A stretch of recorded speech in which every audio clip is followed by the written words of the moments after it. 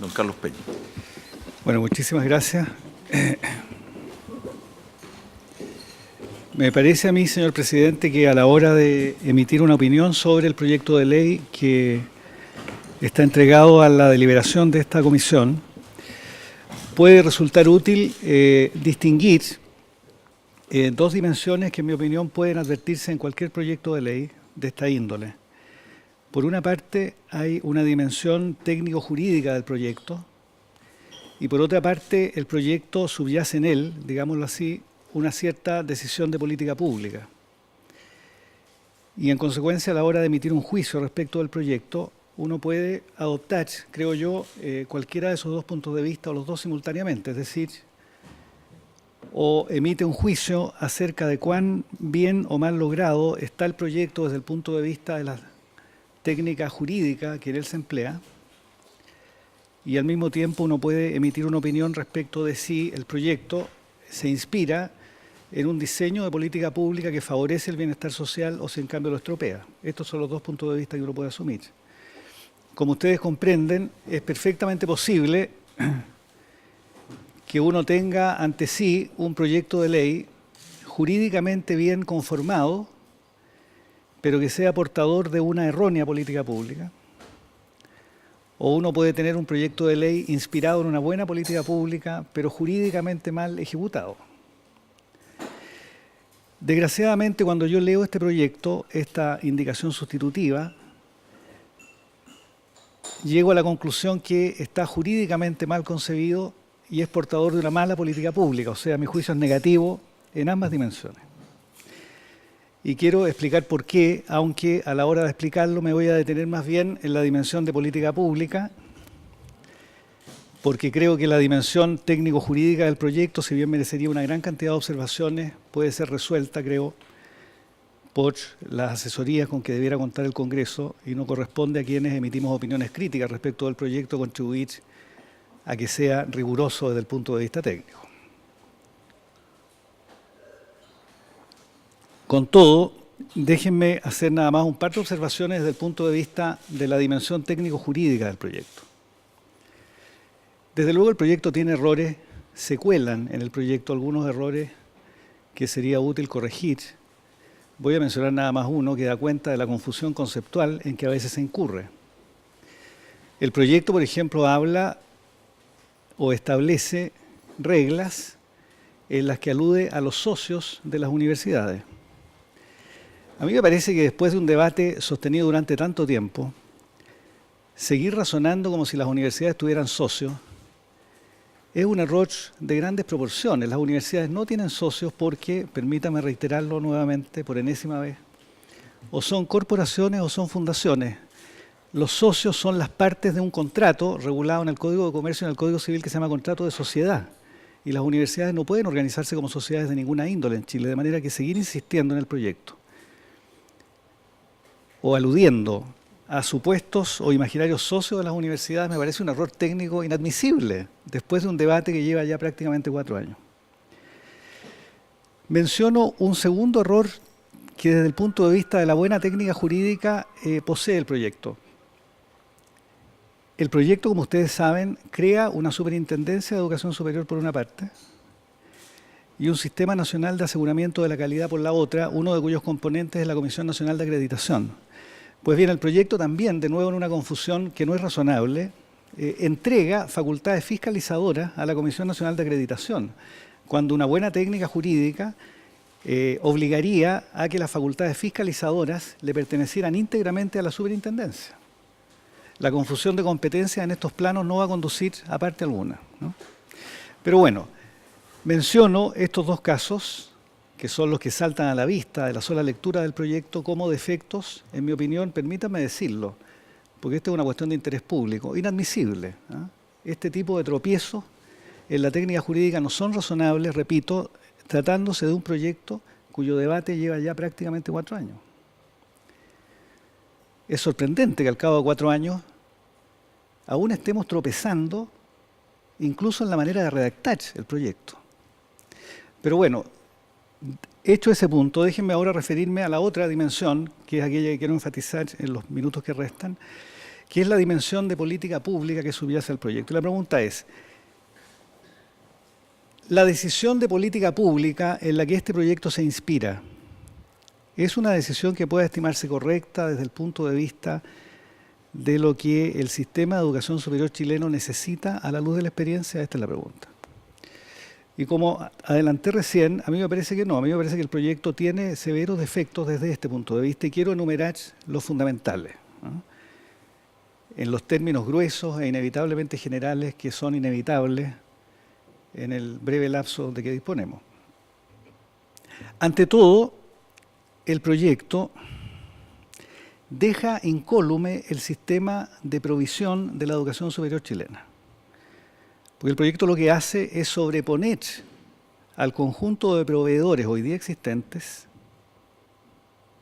un marco institucional, pero la provisión de educación superior, es decir, el número, entidad y características de quienes proveen educación superior en Chile permanece incólume. El proyecto, como ustedes verán, lo han visto con toda certeza, crea una subsecretaría de educación superior, que en realidad es una especie de división de educación superior fortalecida, crea una superintendencia encargada de fiscalizar el cumplimiento de la ley por parte de quienes proveen educación superior e instituye un sistema nacional de aseguramiento de la calidad en el que se entrelazan una serie de organismos entre los cuales está la Comisión Nacional de Acreditación, a la que también se reforma. Esto es fundamentalmente el proyecto. Frente a la pregunta, ¿existe alguna decisión de política pública en el proyecto respecto de cómo deban organizarse las universidades? ¿Qué tipo de economía política debiera diseñarse para estimular la calidad de estas instituciones? ¿Qué incentivos contempla el proyecto para conducir o guiar a las instituciones hacia o a converger hacia unos ciertos propósitos de interés público? Nada de esto aparece en el proyecto. Lo que tenemos en este proyecto, repito, es un rediseño de la arquitectura institucional que está por sobre las instituciones que proveen educación superior, pero las instituciones como tal permanecen totalmente incólumes. Para probarlo basta recordar que hoy día el sistema de educación superior chileno, si atendemos particularmente al sistema universitario, se compone, digámoslo así, de tres tipos de instituciones. Las instituciones estatales, que están todas integradas al Consejo de Rectores de las universidades chilenas, las universidades privadas, que creadas antes de 1981 forman parte del Consejo de Rectores también, y las universidades privadas creadas luego de 1981. Pues bien, el proyecto deja incólume estas categorías. No hay ninguna alteración respecto de esto. Vamos a seguir contando, lo que a mí me parece muy bien, dicho sea de paso, con un subsistema de universidades estatales que será regulado en un proyecto especial que, entiendo, será presentado a fines de mayo. Vamos a seguir contando con universidades privadas, la mayor parte de ellas católicas, adscritas al Consejo de Rectores, a las que se asegura el financiamiento directo estatal. Y finalmente, un conjunto de universidades privadas creadas luego de 1981, las que se mantienen, como digo, incólumes, solo que sometidas a un nuevo marco institucional. Si alguien me dice que esta es una genuina, radical, innovadora reforma universitaria, yo realmente dudaría de su sensatez. Porque no hay aquí ninguna reforma universitaria genuina. Lo que tenemos, repito, es un esfuerzo por reconocer y dejar incólume la fisonomía que hoy día tiene el conjunto de proveedores de educación superior, solo que sobreponiéndole una arquitectura institucional relativamente gruesa, una de las cuales, de esta arquitectura institucional, una parte de las cuales, sin embargo, es valiosa, creo yo, que es la superintendencia. Pero salvado eso, como digo, este es el principal defecto que tiene este proyecto. Agrego otro.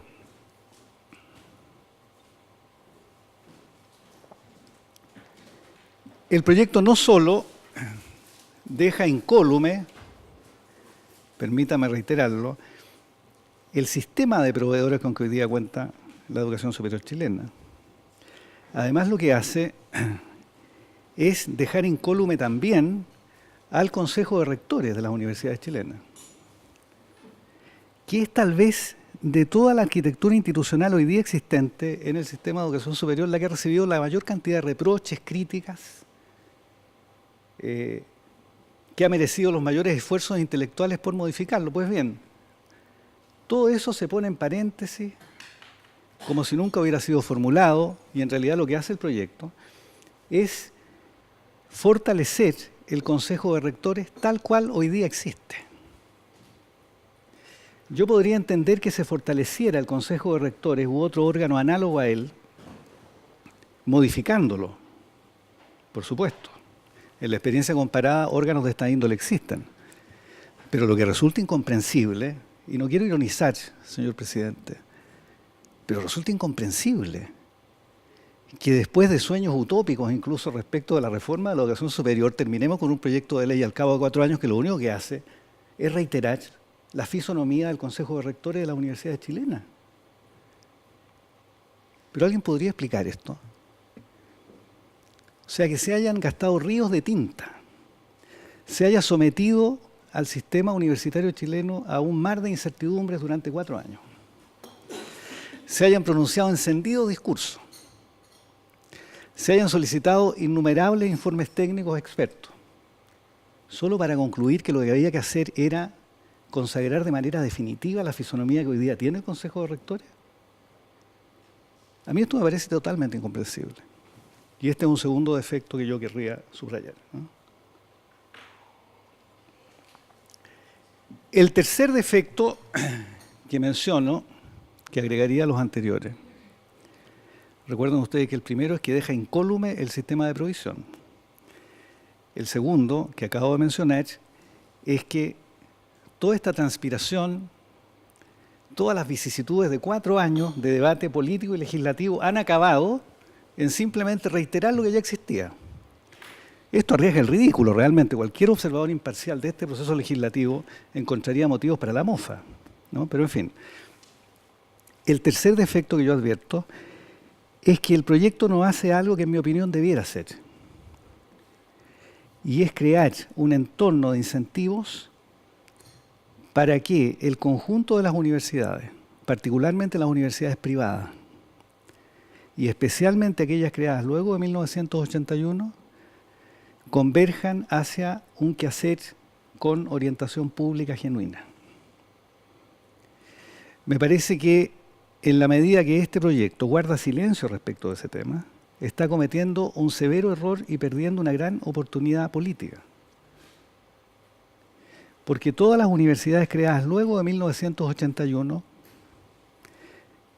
si este proyecto se aprobara en la forma en que ha sido presentado, la indicación sustitutiva me refiero, todas las universidades privadas creadas luego de 1981 van a carecer de cualquier motivo o incentivo que las estimule a converger hacia fines de interés público.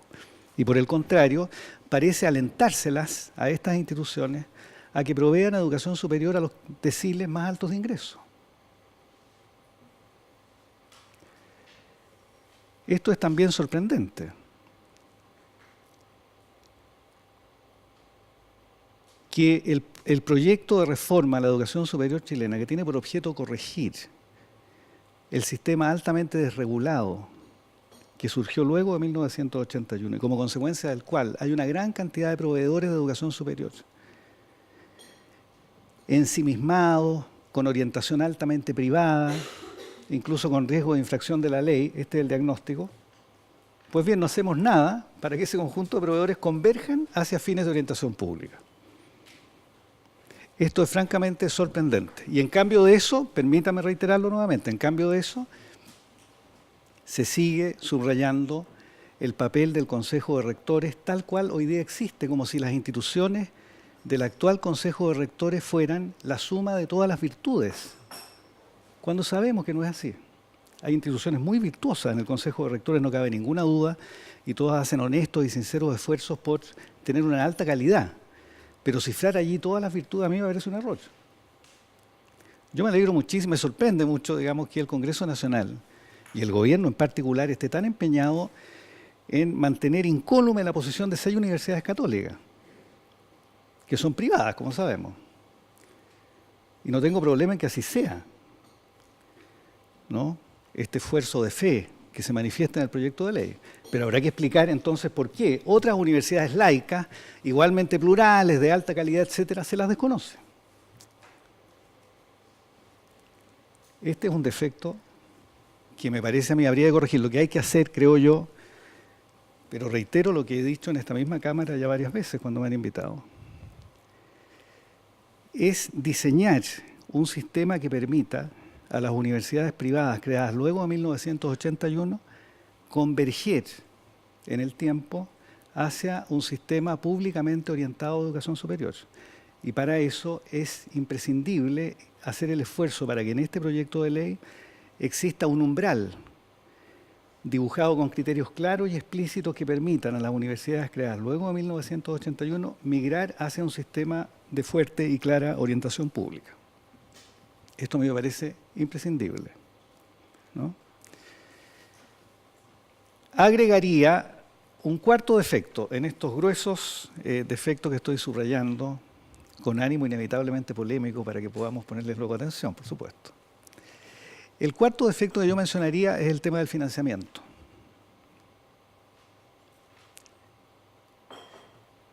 Porque en realidad lo que hace este proyecto de reforma universitaria es simplemente reiterar, con algunas alteraciones, pero lo fundamental reiterar, las reglas de financiamiento ya contenidas en las glosas presupuestarias, transformándolo ahora, mutatis mutandis, en términos generales, en un estatuto relativamente permanente. Y el defecto que tiene el sistema es que se trata de un financiamiento nada más que de la gratuidad, es decir, se trata del financiamiento de la docencia impartida por las instituciones que adhieren a la gratuidad, ¿no?, a los estudiantes de los 5 primeros deciles. Todo el resto de la compleja economía política con que se financian las universidades brilla por su ausencia en el proyecto, como si no existiera. ¿Cómo las universidades van a financiar la investigación? ¿De qué manera van a hacer más vigorosa su vinculación con el medio? ¿De qué forma podrán ir constituyendo las más jóvenes cuerpos académicos vigorosos e independientes que transformen a la universidad en genuinas instituciones culturales autónomas que contribuyan al discernimiento crítico de nuestra cultura pública? Bueno, nada de esto está en el proyecto. Es como si las universidades fueran gigantescos aparatos de alfabetización meramente docente. Y donde el único problema que habría que resolver es, bueno, cómo se financia la docencia directa de los estudiantes de los 5 primeros deciles.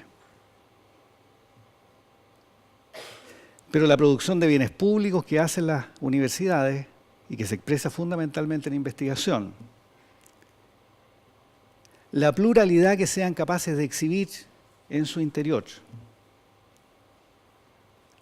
los rasgos sensatos que debieran poseer y a los que debiéramos aspirar en la forma en que se gobiernan. Bueno, nada de esto aparece en el proyecto.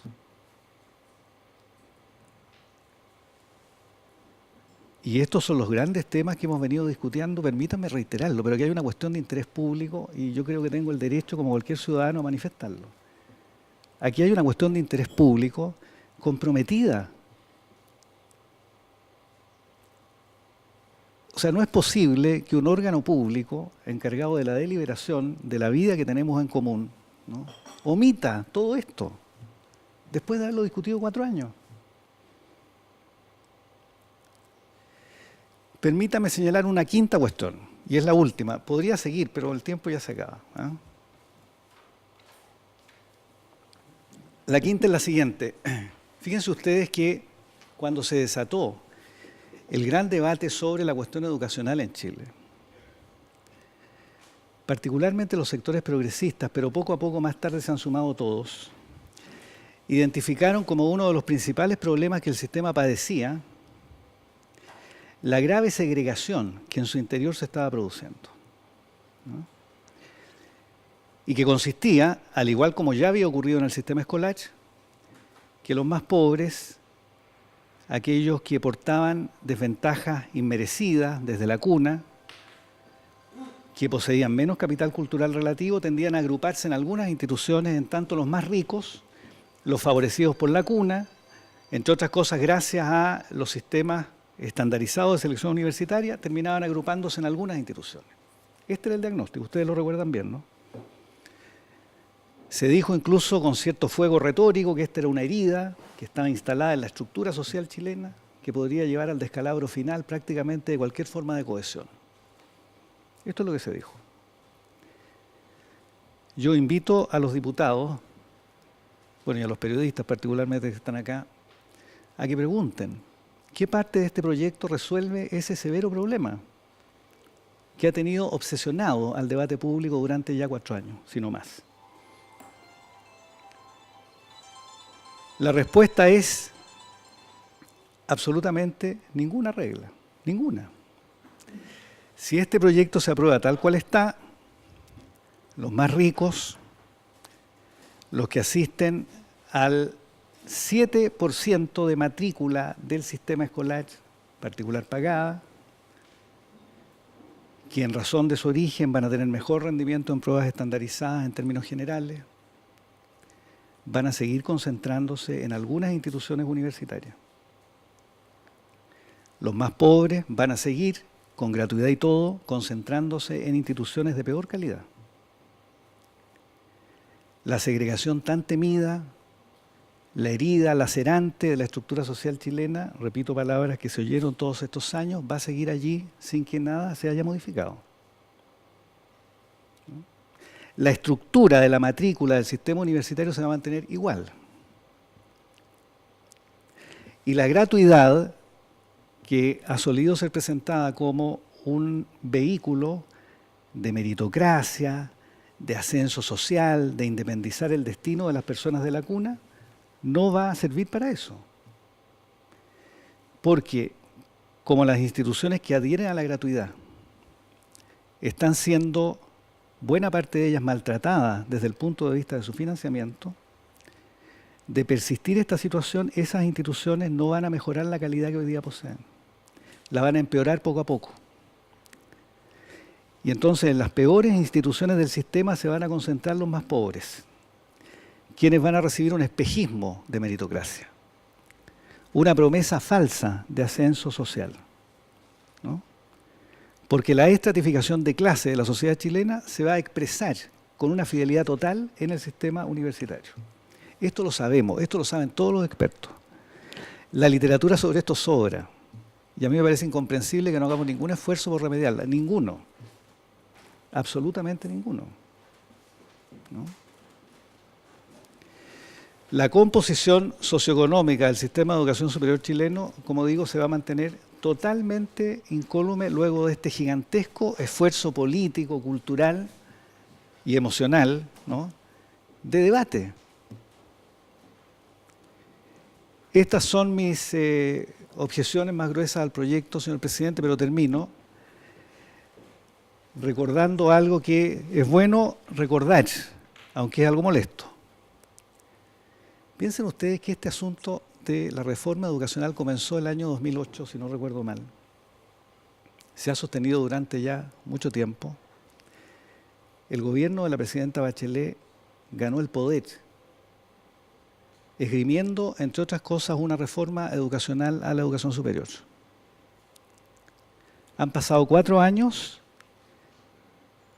y el gobierno no ha sido capaz de elaborar un proyecto que concite la adhesión racional de la mayoría de los partícipes del sistema. Más aún, el proyecto que trabajosamente se configuró y que fue entregado a la tramitación de esta Cámara ha debido ser sustituido.